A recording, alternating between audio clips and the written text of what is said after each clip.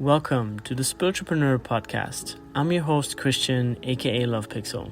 And in each episode, we sit down with spiritual entrepreneurs sharing their knowledge, wisdom, and tools on their path to authentic success. Let's dive in. What is up, beautiful people? Christian here from the Successful Spiritualpreneur Podcast. And today I'm super excited to bring you a very special guest. His name is Mike Prince, and he is a husband, proud dad, conscious living coach, sales leader, breathwork facilitator, and spiritual seeker. Once an elite athlete and now an impact-driven coach on a mission of transformation. Mike's life path has been a whirlwind of highs and lows, from the dizzying heights of corporate success to the dark depths of battling Lyme disease. It was in his darkest moments, feeling lost and disconnected, that the light appeared. He knew it was his mission to bring it to others. So let's bring it. Thanks for being on the show, Mike. Thank you so much, Christian. Appreciate you having me. I know, such an honor. And what a cool mission. Okay, so, what you should know about this podcast is that we're at the intersection of like spirituality and entrepreneurship, right? Love it. Yeah. So I think you're the perfect fit and person to have on. And how did you combine the two worlds? Because we know it's always a little bit of a stretch to have like one leg in the matrix and one leg in the other world, and those worlds are merging right now. You know what I mean? Like the old system is dying, more people are stepping into the newer system, the new economy, the creator economy, which you are, so prevalent in. So tell us about that. How did you, what's your I mean, I love this topic first and foremost because I truly believe that, the spiritual journey and the entrepreneurial journey are so closely interlinked, right? And so for me, it was one that truly came out of, I had no choice. I was in the corporate world and also in the entrepreneurial journey at the same time, and chasing too much and all the wrong things, to be honest, right? I would call myself previously a stereotypical man. I was chasing the things, and I was, love the accolades, bought the house, had a beautiful wife, had my second child, and I remember having a moment that it was like a lightning bolt hit me in the driveway, that I stood there and something hit me, and I said, I'm living my nightmare, which was becoming normal. And I wasn't excited about anything anymore. And so on the tail end of that, that's when Lyme disease visited me and, was brought into my life. And so in this journey of constantly going too fast, I mean, because it started in my childhood, eventually, I had to listen. The universe kept telling me in little moments. And when Lyme disease came, it finally said, you're going to listen. You have no choice anymore. And that's really when I had to make some changes. I had to look deeper internally to say, I'm the only one that can change this. I am my own healer. I have the answers, and I have to do the work to get out of this or stay in the darkness. And so, that's truly when worlds started to intersect, because I started to see a lot of things clearer. And as I came out of that, as I realized, I can heal myself through Joe Dispenza meditations and finding modalities like breathwork and, looking inward and finally taking accountability for the things in my life and my relationships and all of it. That's when I really started to come to life truly. And through that process, I received a message that also said, I was working with a shaman at one point and did Kambo as a part of my healing process. And it's not a spiritual medicine, but through that, I was told I was my healer, but I also needed to bring it to the world. And that's when the mission really turned to say, okay, now how do I do that? That's incredible. Yeah, I love how your life sounds like an example of, just really taking the power back in your life, right? You're living somebody else's life, and like all the projections that we obviously, it was your dream to like have a house and have the family and this and that. But Yep. like at some point you realize that, well, not that all that is empty, right? But it's all not. It also not is everything, right? All the accolades and the outside and the house and the car and the this and the that. It's like you left yourself or a part of yourself on the journey Mhm. somewhere. And from what it sounds like that you've experienced, like also like Lyme disease visited me, like like you can tell like from your consciousness how you have just grown up to be this wise being of like, no, like this bad thing didn't happen to me, like it visited me, like it was brought into my, like there's a very mature perspective on your life experience. And I think it's really inspiring for our listeners to take the same approach in their life. Like what is it Mhm. that I still maybe somehow victimize myself with Yeah. and haven't taken the full power yet, right? Because we're all human, right? We all have our areas where we haven't just like fully gotten the grip on something yet, or just like taken responsibility, for something yet. So I really appreciate you sharing that. So yeah. Yeah, thank you. I mean, to me, retrospectively, right, like Lyme disease was my greatest gift. I wouldn't be on this phone call right now, this interview, this chat, this beautiful connection point if it never came to me, because I had a ton to learn. And frankly, as I said, I wasn't listening. And so when we don't listen, we're going to constantly relearn until we do, right? Mm, And that's what it gave me the opportunity to do, and essentially birth who I am today through a lot of challenges. But that's beautiful. And it reminds me of have you ever heard of the book A Course in Miracles? It's like this big blue mm, book. yeah, It's like a spiritual text that was supposedly channeled by Jesus and written down by somebody else. yes, I read a lot of channel material. Um, and so anyways, in that book it says, your biggest accomplishments are your biggest setbacks, and your biggest setbacks are your biggest accomplishments. It's just like, yeah. oh whoa, look at Powerful, it that way. right? So Flipping the powerful. script. Yeah. Beautiful. And then how did you, or when did it dawn on you that, well, I want to make this my mission, because it's one thing to like go through a disease and go through a setback or whatever realignment point in one's life, but it's another to decide to make it your mission, to put that out there rather than, okay, I've learned this and let me move on with my life and do this and that. But no, you're just like, I've learned this and I want to share this with people. I want to bring this to the world. Yeah, great question. Honestly, it's my eyes were open wide at that point, right? And so I started to see it all around me. I started to see the version of me that I was all around me, and really, my focus has been on men.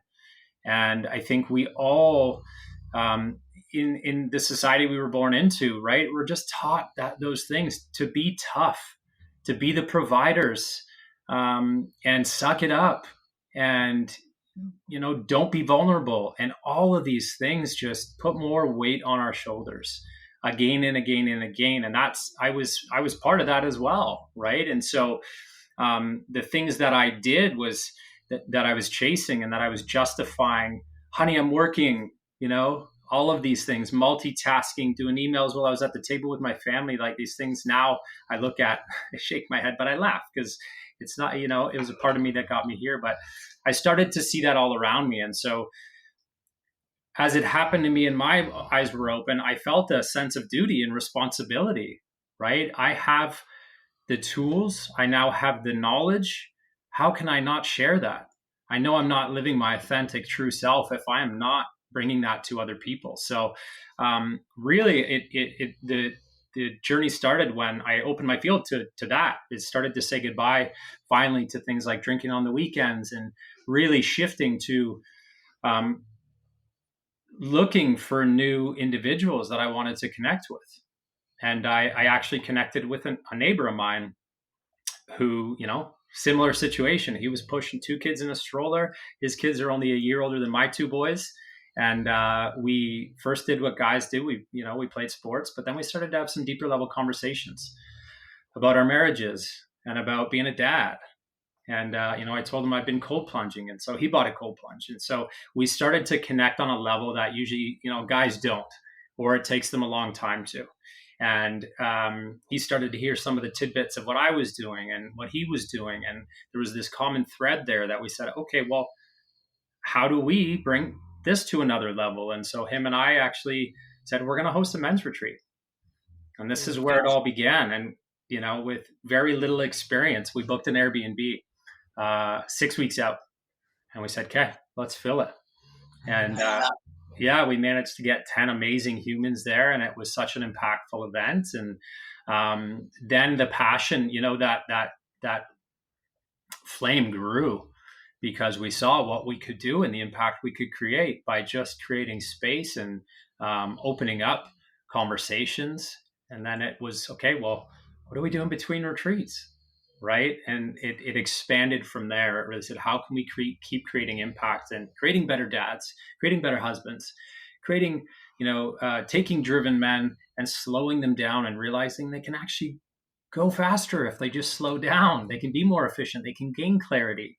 And so that's really how it just continued to spread as we opened up to flow and listening, right? Getting more in tune with ourselves to listen to where we needed to go. Wow, that's incredible. So beautiful. And I think, especially in the men's space, it's just like what you said. It's like there's so little space for us to process, because we're constantly busy and, we run all these like social conditions and programs that we haven't fully taken responsibility for, including myself. I can see where I still do some of that in my life where I'm just like, why am I doing this right now? You know? Um, and so having that space of talking and opening up and sharing with other men is so priceless. Like such it's such an honor, and also as part of our like work with our agency, I run also an agency apart from this podcast. It's called Love Pixel Agency, and we work a lot with like personal brands and especially men, Yeah. and it's such a big topic, and the videos that you see, or you go on a vision quest or a retreat, and like the scenes and the things that you witness is just so healing. Yeah, it's I think, what's happened in the last 5 or however many years now, right, is these spaces are being created and men are just releasing, men are just opening up from all they've been holding on to, right? And it's incredible to witness because there's a massive healing that needs to happen right now between the masculine and the feminine as well, right? And this is just the beginning of it. And I think it's finding that balance as well. The duality, right? Where we can be open-hearted businessmen. We can still go make the money. We can still build the empire and, have open hearts too and be kind-hearted. I know. Isn't that a beautiful realization? 100%. To be our authentic self and still do all of it. Yeah. It's the one sentence that you said before a couple minutes ago. I was like, why wouldn't I, if I live in my authentic self, why wouldn't I share that with the world, or something like that, is what you Mhm. said. And I think that's where it's at, and I'm also like, in my life is the same kind of like balance, like I have an agency, I have a podcast, I have a tea brand. It's like what do you post online? It's also different, you know what I Yeah. mean? But like the challenge is like to just, yeah, share everything. You know what I mean? Why are you holding back? Why do you think you should only share one? Totally. I love that you said that, right? It's like, but of course, we're humans. We overcomplicate everything. And we think if I share this, they're going to think this. Or if I'm sharing too much of the tea brand, how's that relating to the, to Love Pixel and that brand and how, right? But of course it intertwines. It's your story, it's your brand. And the more we bring our authentic self through and we actually bring fun into it, and I'm talking to myself on that one, but that's how we attract are the clients that are right for us, because that's how it works these days, right? The old way of sales is no longer. It's really like what value we can bring and where there's a fit. Yeah, very true. I think that's something that's like very much disregarded these days. Like people still think like funnels, and I mean, yes, funnels work, but it needs to be even more precise, even more in alignment now. Like people don't want the hard sell anymore. They're over that. Their Now the bullshitters. radars are Yeah, their way bullshitters up. are way too smart. Yeah, and Yeah. in the world of AI, which serves us massively, the what's going to win ultimately though is the personal, the touch, right? The what that can never evolve into is taking away that heart, that energetic space, right? And so you nailed it. It's where can we connect on that human to human level? Yeah. I'm really excited to see, what changes AI will bring, like collectively and just Mhm. humanity, because a lot of time we'll be freed up to actually look at things that we want to look at, because Yeah, we're not made to sit in front of a computer all day. It's just not, humans are not made for that stuff. You know what I mean? And we're made to no, be creative and free and autonomous and, you know, yeah. I mean, we've all got the primal being still inside of us, right? And so putting us in front of these screens, which we're all guilty of for way too many hours, it's not where we're going to flourish essentially, right? Or we at least need to create that time that we're resetting and we're stepping away and we're coming back full. beautiful. And so let me shift gears a little bit. With that being said, I think I can answer it for you, like your definition of a successful spiritualpreneur. But if you want to put it in your own words again, and then I'd Mm. love to go into, are you still offering your treats right now? What do you offer? What do your product service look like? Like switching a little bit more to like, okay, how does it look in the back end? How do you run your business? Like, how do you run a conscious business? Yeah, so great question. I mean, I think this is where everybody loves to talk about the word balance, right? Work life balance. But I don't believe there's work life balance because I believe there's going to be times when my family needs me more, and that's going to be heavily weighted. Or I've set boundaries and it's okay. I've chatted with my family and they know my business is in a growth phase right now and I need to go into creative mode, and that's okay, right? That's okay. I'm still going to be at the dinner table. I just might not be at jujitsu, right? That for that couple week period. And so I think that's what's really important when we look at the spiritual journey and entrepreneurial journey is that we have to really listen to, we have to always put ourselves first, ultimately, right? I'll rewind a moment because we are the deepest reflection of our business. The worthiness, the creativity or lack thereof, um, how far we can take it, or how small it's going to stay, right? Is ultimately centralized in our belief of self and how we show up for ourselves, and then that echoes out into everything that we do. So when we're looking at our business, there's going to be it's just going to be so intertwined, and we have to constantly look at if we're burning ourselves out, step back. If we're in creative go mode, step in and lean in, right? And that's ultimately the relationship I see, and where I've shifted, because I used to be very work heavy, and as are many others, right? As men making money, that's how we are the provider. But um, the next part of your question there on retreats and creation now, um, I'm actually in an interesting phase, a really exciting phase. At first it was like a breakup because that awesome business partner I spoke of, we created these men's spaces, we created groups, and we did multiple retreats, and it was going amazing. We have a group on Facebook with 600 men. We had an inner circle we created on a private chat platform. But what we came to is almost like a creative halt. And we realized that we weren't creating the foundation for ourselves. We were just serving. And, as amazing as it was, we Mm-hmm. weren't building our foundation to be able to serve at a higher level, right? And so revenue and finances come into that, because if we're not making the money that we're we need to make to flourish and to be able to take bigger risks and to be able to do bigger things, then we're not going to do it ultimately, right? So we both decided to say, okay, we're taking a pause. We're not shutting everything down, but we shut a lot of things down where we were spending our time, right? Mhm. And it wasn't as effective as it could have been. And we came back and built our own things. So um, I built an amazing 90-day program, which I rebranded again, called the Conscious Man. Um, and I'm in the works of building a self-guided 90-day conscious man. So there Mhm. can be, a different level there, a different entry point for those that don't need as much as of my time. And so this is really um, built to, take men out of the chaos and help them live intentionally. And so, Beautiful. that's kind of what's been my current um, deep obsession and passion is, getting in the men's lives that I'm currently working with, and then building things for future to call on other men.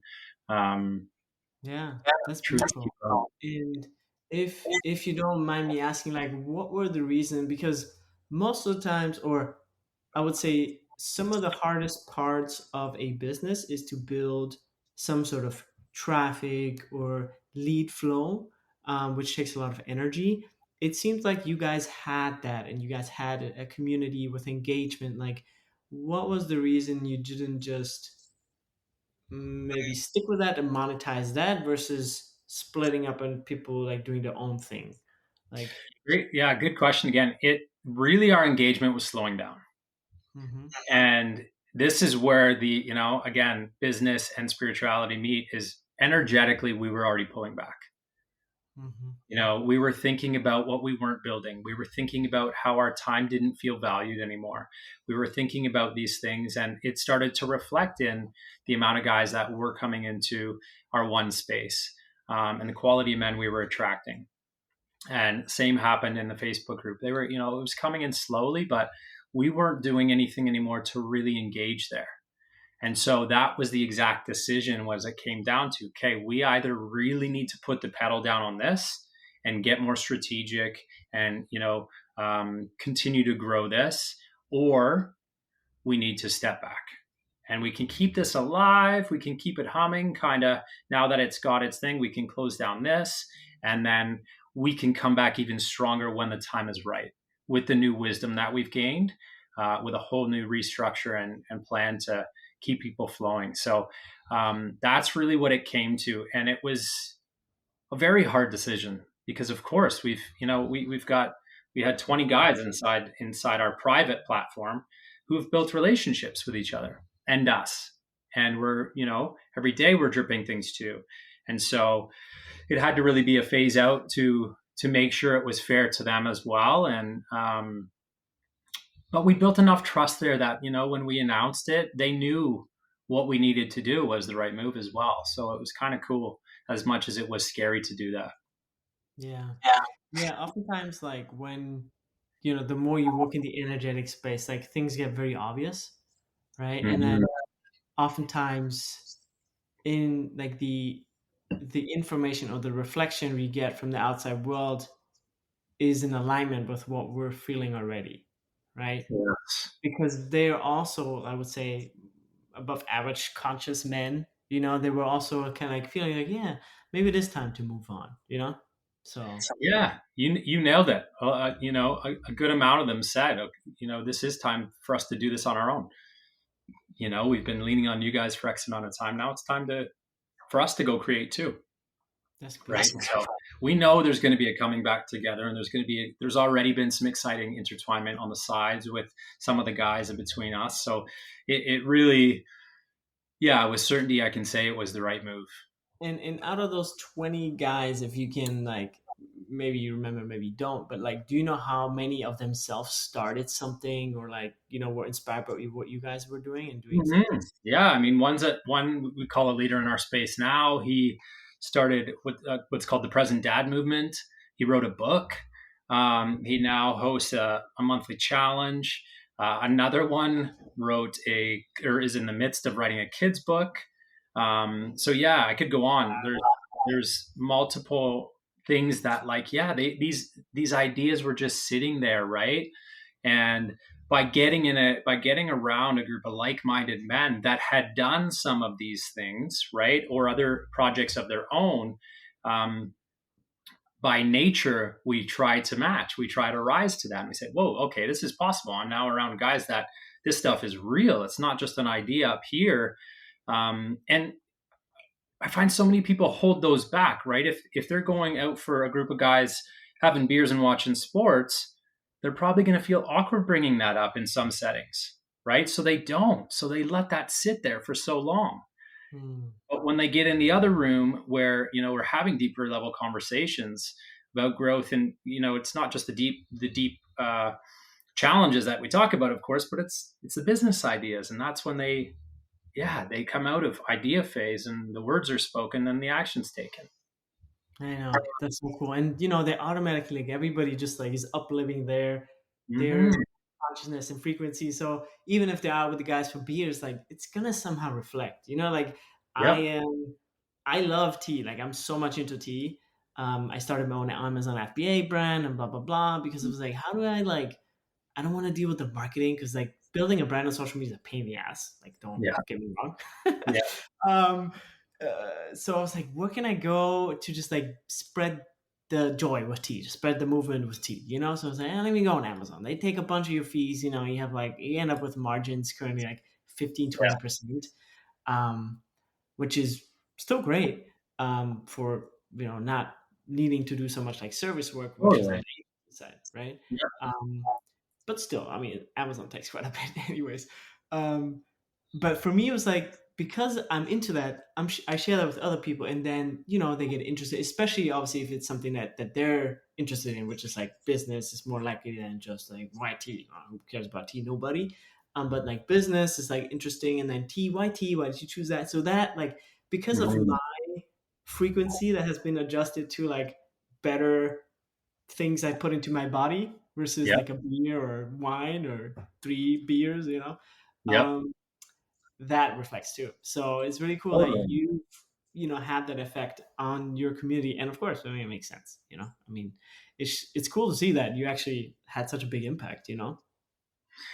It's neat. Yeah. Even hearing that, we're, as humans, we always have a hard time receiving, right? And that's something I'm still learning to do. It always feels awkward, but Not ultimately, just like, not just the conversation, which, like, well, why don't you talk to your wife about this, or why don't you say this to your kid, yeah. which is also huge, don't get me wrong, but like, changing somebody's business or action trajectory with, like, Mhm. I'm going to execute on this, or I'm going to build a brand. It's like a new identity, and with that identity Totally. shift, you're able to, like, get to the next step, the next level, get to the next level, get to, it's like, Yeah. from there on out, it's like, that's really like where things come around, go around. You know what I mean? It's like, it's just up leveling, up leveling, up leveling. It's like, from It there, is. it's incredibly empowering for a human being to do that. So Yeah. kudos. Kudos for that. It is. It's again, you're tying the business and spiritual together, right? Because at each new level, we think, all right, the pain's going to be gone, the challenges are going to be gone, but they're not. They just get greater, and we become more capable, right? And we got to look around and see who can help me on this next level. And that's, as you said, when we start leveling up the people around us as well, and then you keep going. And sometimes it's a very slow and steady journey, and sometimes then you hit a fast track, right? And you better hold on. Beautiful. Well, I'd love to talk to you a little bit more about your, daily rituals, daily, what is it that you do on a regular basis that helps you, build your brand and, build your business. So, yeah, if you have any insights that you want to share, is super appreciated. Yeah, absolutely. I mean, this is the work I do with people is building, really removing and building new habits and non-negotiables in their life. And so I truly believe, especially in this space, right, the in the boom of health and wellness and the world essentially opening their eyes a little more. I think people that are living in integrity with their work is what's so important. Um, and I've just geeked out on it for the past 5 or 6 years. I love finding things to optimize how I feel every day. And so for me right now, it starts early, right? I'm a little bit before 5 a.m. I'm at the gym and I get my, well, first I have, your classic water and that, to refuel my body, but breath work, meditation are daily, They happen every single day. Gratitudes, I'll say I'm not every day on, but I have a gratitude journal as well. That generally, if I'm at home and not going to the gym, I sit down and I do that. And it's really just setting the tone for the day and how I feel, right? And gratitude's such a massive one, and I won't expand on all these or I'll go way too long, but gratitude's such a simple, powerful one. Everybody wants to overcomplicate the things we need to do, but the answers are obvious and they're right in front of us. You just need to actually do them. But gratitude trains our minds throughout the day to look for the things we're grateful for, right? It's literally a part of our brain called the reticular activating system, right? If we look for the wins, we're going to find the wins. If we look for the losses, we're going to find the losses. If we're grateful and we go into our day feeling grateful, we're going to feel grateful as we go throughout our day. So, that's how I really set myself up for the day is movement in the morning, grounding, and dropping into gratitude. And then I come home, I have coffee with my wife, and get into family stuff, give my kids breakfast, drive them to school. I always ask them a few things on the way to school, like what integrity means and what they're going to be today. And that really sets them up for how their day is going to go. And then I dive into my day, which is, or my work day, which starts with socials always. Socials for me is important first thing in the day because it's when I have my fresh mind, my creative mind. The chaos hasn't begun, and I can really think about, okay, how do I want to show up today and bring value to my audience? Do a quick check-in with clients that I'm serving as well while I'm fresh. And then it's really calls for the most part, diving into different calls and tasks throughout the day. And I have some non-negotiables in my day as well, which I implement, which is besides eating, of course, but stepping away for literally like 1 to 2 minutes, taking a pause, because it's so powerful to just reset. And I'm talking literally 1 to 2 minutes. Gives us resets that focus, right? Instead of our mind jumping from one thing to the next, to the next, to the next, we all can become, we think, very good at multitasking, right? But you don't know till you know. And when you take these small breaks, your level of clarity and focus just dials up. So that's kind of the breakdown of my day. And then of course I flow back into, I've got 2 young kids, 5 and 6. So we have, we're in that phase where they're getting into activities a few times a week. So evenings, if I'm in the regular flow, then we have jujitsu, or we've got soccer, or I play outside with them, do some tobogganing this time of year. But then there's sometimes I'm on a call or 2 in the evening too, depending, right? And, that's already communicated. My wife and I, she knows we're in building mode right now, and that's okay. It's not a stress, right? Because we've communicated it. We support each other in our projects. And then it makes me miss my family even more, even though they're in the same house, which is a nice feeling. But when we don't communicate those things, on the other side of this door is a stress, is me making assumptions of like, oh, she's mad at me. Oh man, the kids think dad works too much. Oh, but it's not the case. Those are stories we create, right? When we don't communicate, we don't set boundaries, and we don't create that dynamic. Yeah. That's beautiful. Thanks for sharing all that. And I want to take just one breath because inspired by your minute that you take a step away, just like for anyone that's listening and watching, just to like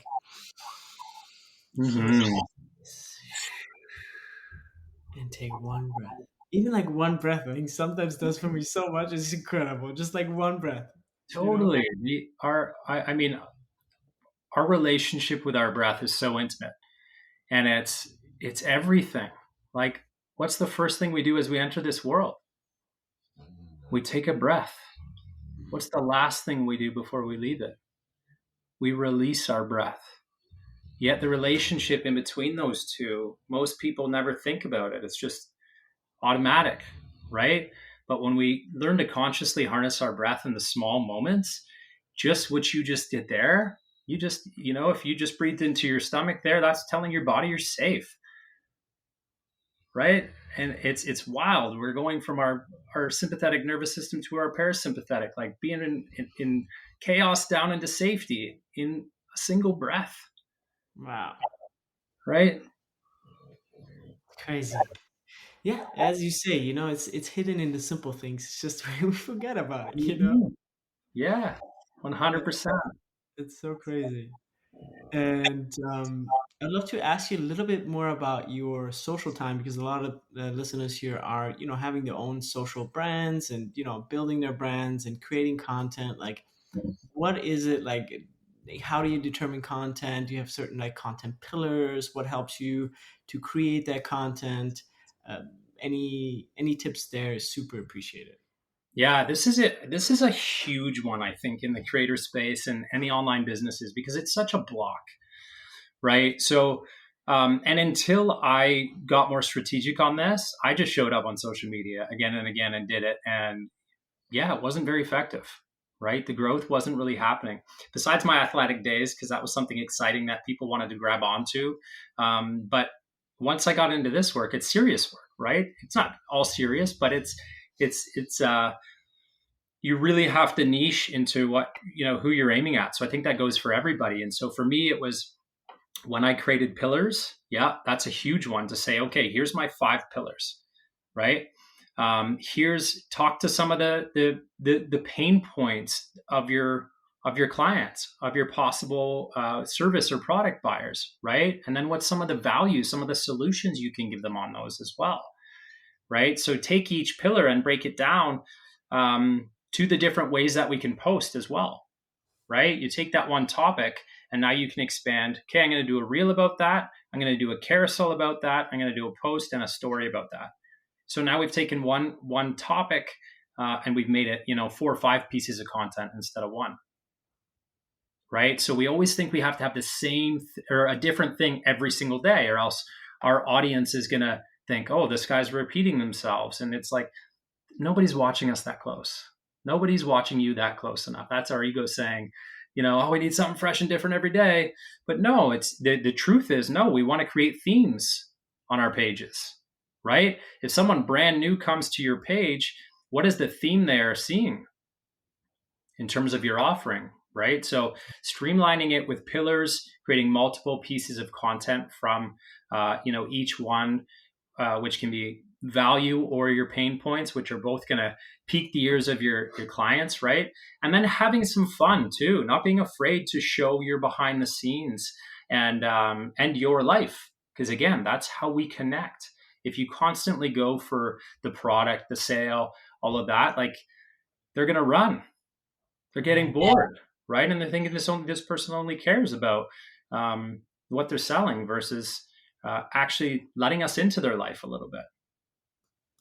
Yeah, that's so true. And me having a little one too, like mine is 6 years old as well. Um, just sharing that life too with the audience. It's Mhm. human again. It's like not just yeah, you want to provide value, but again, like you also want to show you're human. You have a life. Everyone has a life. Yeah. Nobody is just a machine. Soon to be AI avatars, everyone. But Yeah.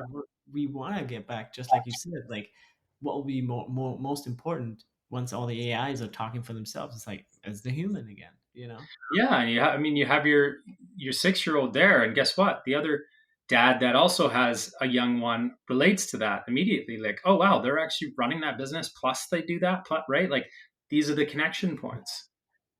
Yeah, beautiful. So we're coming up towards the end of the episode. We have about like 7-8 minutes left. So I wanted to ask you a couple, questions about your legacy. So what are 3 words that you want people to know you for, like after you leave this planet? What a Big good question. out there. But yeah, Yeah, take I mean, to the reflect. first the first one that comes to mind for me is loving, because I think that embodies so much. Um, yeah, and I think that's truly how I try to lead every day, whether it's in business or in personal. I deeply care about a lot of the people that I work with. And if I don't, generally I won't work with them. Mm.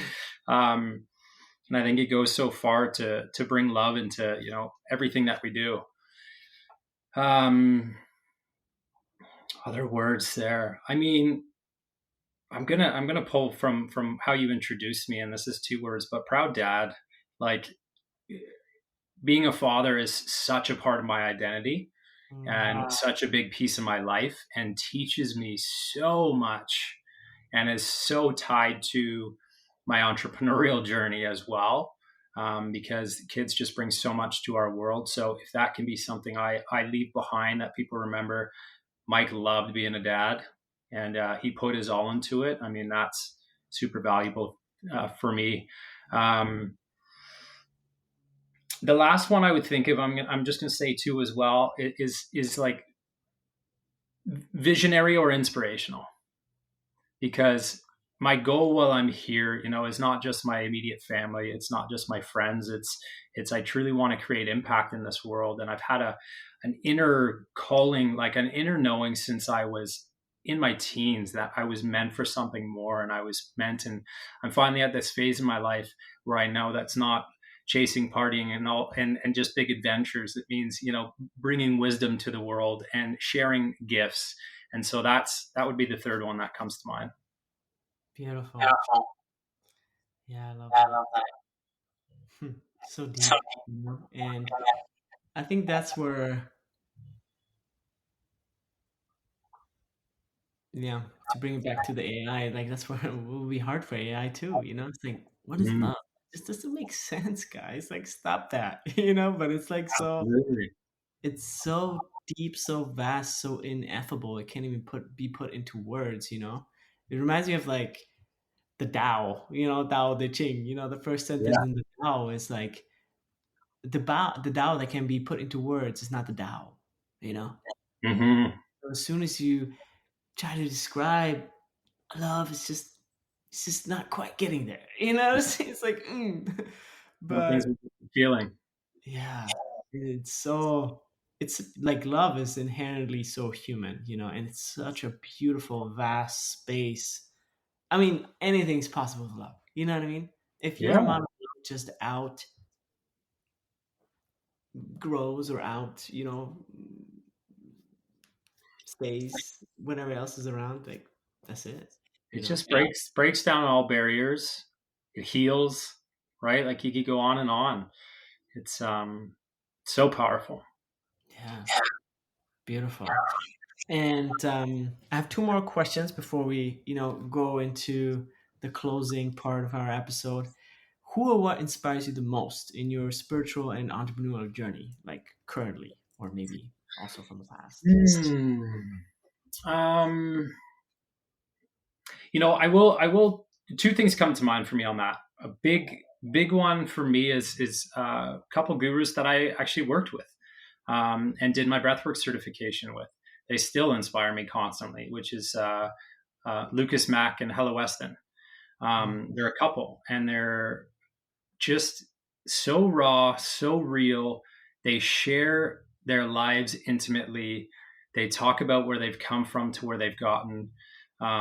So kind and loving. And so constantly I tap into their worlds to see what they're up to and try to listen to some of their messages.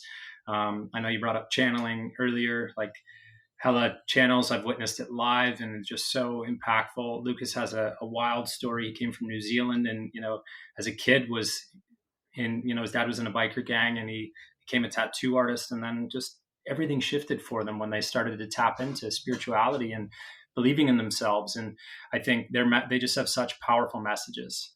The second thing I'll just 30 seconds on is honestly my clients. Like, they inspire me every day. The amount they push and lean into the things that I put in front of them, we talk about that up leveling. It constantly makes me have to level up, because I'm constantly looking for, okay, what do I got to bring these guys next? How am I going to challenge these? Because they're stepping up to the plate constantly. So when I think of who inspires me on a daily basis, they're a huge one. Beautiful. And another question: what's your vision of the new Earth? However you define that. Hmm. I mean, we just really opened up about it a moment ago with love, right? Like, I've never been a big one in politics, talking about politics, getting into politics. I believe that the change is at people level. And I believe that, us being kind to our neighbors, uh, I believe that in the new earth and the new world, people are going to be more tapped into themselves. And when we're more tapped into ourselves, more of us are finding our gifts. And when more of us are finding our gifts, more of us are bringing our gifts to the world. And if we all just leaned into what we love doing and our passions and, ripped all of the roles and all of the masks off and fully walked in this world as our authentic selves, it would change everything. The vibration of the whole world would change, right? And so for me, that's why this mission is so important, because I truly believe, that men are the biggest ones wearing the masks and being closed off, right? And so it's to rip the armor off and to also know it's okay to show our hearts and be vulnerable. And I think when everybody in this world begins to do that, so I think a huge piece for all of us is our kids, right? We have an opportunity right now, even if we're not a father or a mother, you are an influencer to the kids in this world, right? And when we can influence them, they're the ones coming next, right? And so, Yeah, yeah. true. Beautiful. I love that. So now that we're getting to the end of the podcast, I always love to give it over to the guest and create some space for your future goals and visions. So I just wanted to hand it over to you and answer kind of like what are your future goals as an entrepreneur, as a company, as a brand, and what are you looking to call in currently in your life? What a powerful question. Yeah, for me right now, it's one I've known for years, but as we do, we run from it and we create stories around it. And for me, that is public speaking. That's speaking on stages. That when I get myself in that scenario, when I get the opportunity to, I get in such flow, and I just share from such a place where it feels like it's not even me. And that for me, I believe is my next level. And through doing that work, I'll I'll work with more individuals, right? And then I'll also be able to ripple out a little further with my voice. And it's just so for me, when I think about my future vision, that's always been it: is speaking on stages, inspiring, helping motivate, helping teach people that they can do the thing, that they can break out of the chaos and default mode and do what they want to do, right? And stop holding back. And so when I think of future me, that's really where it's at. And piece by piece, we're getting there. We're stepping into it. I love that. Yeah, no, just by the fact that you're putting that out there, you're calling that to you. So yeah, just stay in the vibration of that, and it'll manifest more and more. Thank you for that. Absolutely. Thank you. And then you know, as closing out, like what are the last words you want to leave the audience with, and where can people find you? Hmm.